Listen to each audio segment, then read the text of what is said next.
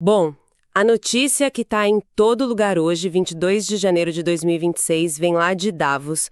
Donald Trump acabou de anunciar um acordo preliminar com a OTAN sobre a Groenlândia. E aquelas tarifas, né? As que viriam em fevereiro contra a Europa. Suspenderam. Foram suspensas, mas o ponto central dele continua o mesmo e ele não abre mão. A ideia é, os Estados Unidos precisam ter a posse da Groenlândia. Só que tem um detalhe aí. Tem, e é o que chama atenção. Ele garante que não vai usar força militar. Então fica aquela pergunta, né? Por que essa ilha gigante, que a gente imagina ser só gelo, virou o centro dessa disputa toda? É exatamente essa questão. O que a gente vai tentar desvendar aqui são as razões estratégicas por trás disso. Uma das fontes que a gente analisou usa uma expressão forte. Diz que os Estados Unidos podem se sentir forçados a agir. Forçados. E não é só um jeito de falar, a gente vai mergulhar nessas camadas. Recursos, novas rotas marítimas que estão abrindo e, claro, o grande xadrez do poder militar global. Certo. Vamos começar por aí então. E o ponto de partida parece ser uma vulnerabilidade. Nossa, uma vulnerabilidade gigante dos americanos que são as terras raras. A armadilha das terras raras. Exato. Eu vi um dado nos materiais que é, assim, chocante. Os Estados Unidos, a maior potência militar do mundo, importam 80% das terras raras que precisam, direto da China. Seu principal rival geopolítico. É quase uma piada de mau gosto. É uma piada bem perigosa. O importante é entender a dimensão real dessa dependência.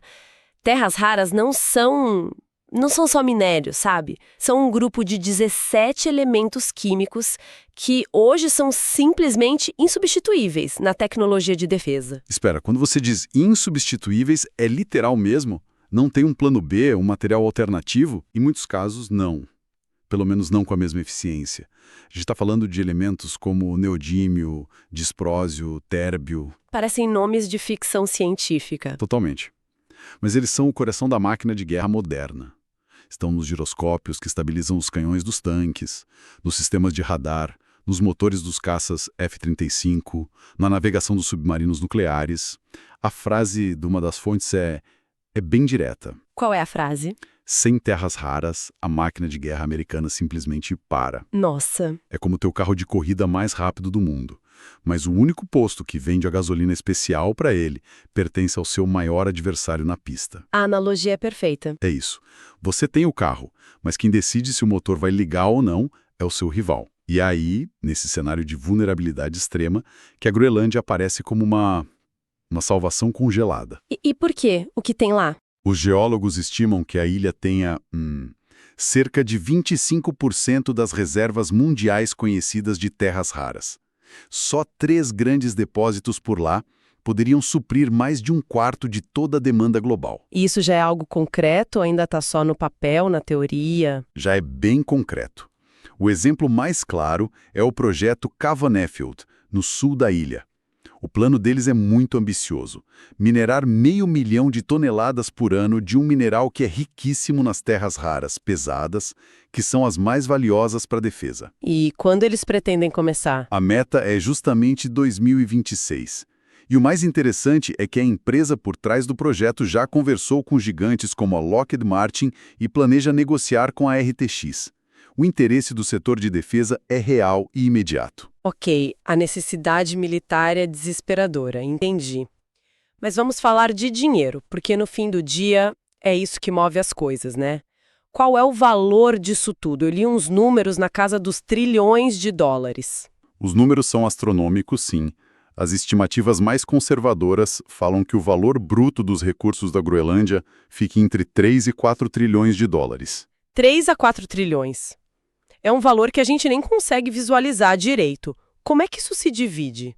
A maior parte, de 2 a 3 trilhões, seria o petróleo. Depois uns 500 bilhões em gás natural. E aí vem o nosso ponto, né? De 300 a 500 bilhões de dólares só em terras raras. Só em terras raras.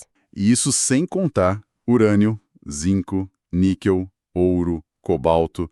A lista é enorme. É um tesouro debaixo do gelo. Com tanto dinheiro em jogo, imagino que a China não esteja só assistindo, né? De jeito nenhum. E o projeto Canafield que a gente falou É o exemplo perfeito dessa complicação. Ele tem uma das maiores reservas de terras raras fora da China, o que é ótimo para o Ocidente. O problema? Sempre tem um problema. O mineral de lá vem junto com o urânio radioativo, o que cria um pesadelo ambiental e político para extrair. E a China entra como nessa história? Bem no coração do projeto. Uma empresa chinesa, a Shanghai Resources, já tem 12,5% do projeto Cana-Field. Mas fica pior. Pior? Sim. Em 2021, o governo da Groenlândia proibiu a mineração de urânio. Aí, uma outra empresa envolvida, que também tem capital chinês, processou o governo da Groenlândia. Processou por quanto? 11,5 bilhões de dólares. O quê? 11,5 bilhões?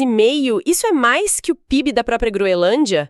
Então a China está usando o sistema legal para fincar a bandeira lá. Exatamente. É o que uma fonte chama de pinça estratégica.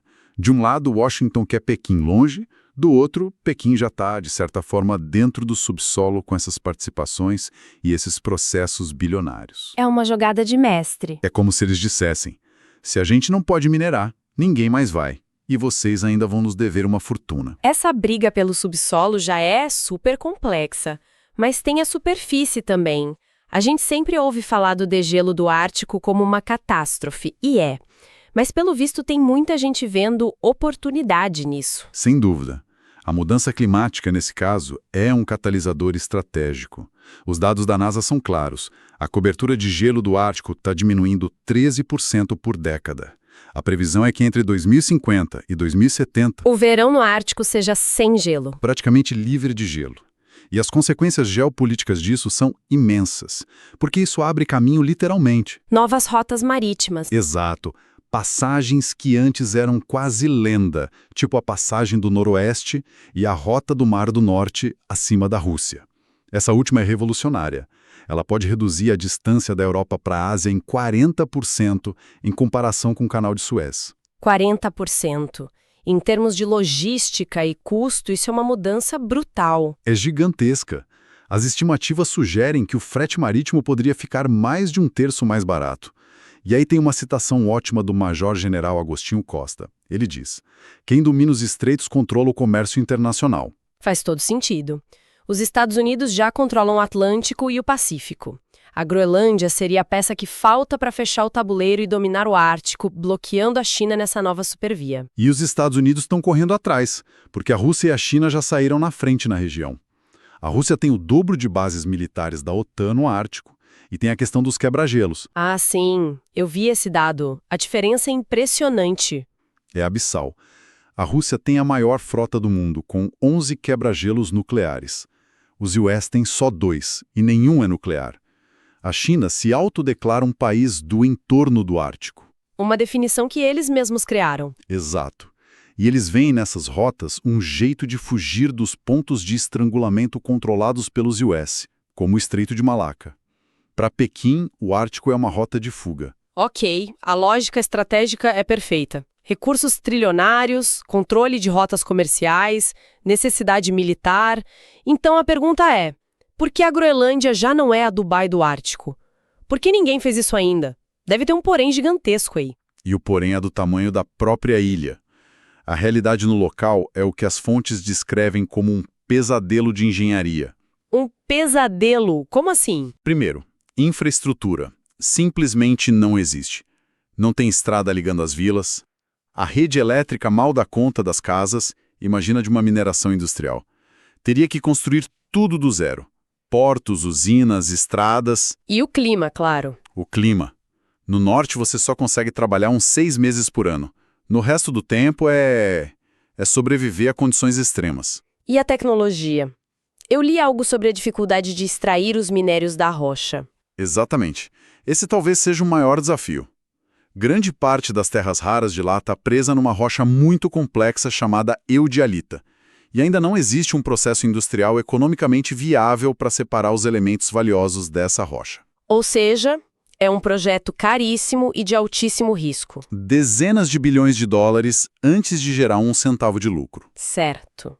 Então, enquanto os engenheiros olham para isso e entram em pânico, os estrategistas em Washington veem o quê? Eles veem uma oportunidade que não se mede em dinheiro, Uma das fontes cita o Alexander Haig, do Conselho de Segurança Nacional. Ele admite que, do ponto de vista econômico, as contas para explorar a Groenlândia nunca vão fechar. Nunca vão fechar. Mas ele insiste que o valor estratégico é incalculável. Isso não soa um pouco como desculpa para um investimento que não faz sentido financeiro? Tipo, não vamos ganhar dinheiro, mas pelo menos nosso rival também não vai. Em essência é isso. E aí entra um conceito-chave na geopolítica, que é a negação estratégica. O valor não é só ter o recurso para você. O valor é impedir que seu adversário tenha. É uma vitória por si só. Exato. Mesmo que a exploração seja cara e difícil, garantir que a China ou a Rússia não tenham acesso àquela posição e àqueles recursos já justifica o investimento para eles. É controlar o tabuleiro para as próximas décadas. Então, no fim, a gente chega à ideia de que os Estados Unidos estão agindo não por ganância, mas talvez por medo. Medo de depender da China, de perder as futuras rotas comerciais. A percepção é de que eles estão sendo forçados a agir. Exato. Não é uma questão de querer, é uma percepção de necessidade. A inação é o maior risco de todos. E isso nos traz de volta para a notícia de hoje. O acordo de Trump com a OTAN. Exatamente. Esse acordo não é o fim da história. É uma mudança de tática. É sair da ideia de comprar a ilha para uma negociação diplomática mais complexa. Mas o objetivo final Permanece o mesmo. continua absolutamente o mesmo: garantir o controle ou, no mínimo, uma influência decisiva sobre o futuro da Groenlândia. É uma história fascinante, realmente. E para a gente fechar, tem uma reflexão final que uma das fontes deixa. Um especialista diz que o maior tesouro da Groenlândia hoje ainda está protegido pela ausência de uma estrada que leve até ele. Interessante. Isso deixa uma pergunta, né? No mundo onde a tecnologia supera obstáculos o tempo todo, por quanto tempo uma estrada que não existe pode proteger um tesouro geopolítico desse tamanho? E, mais importante, quem vai construir essa estrada primeiro?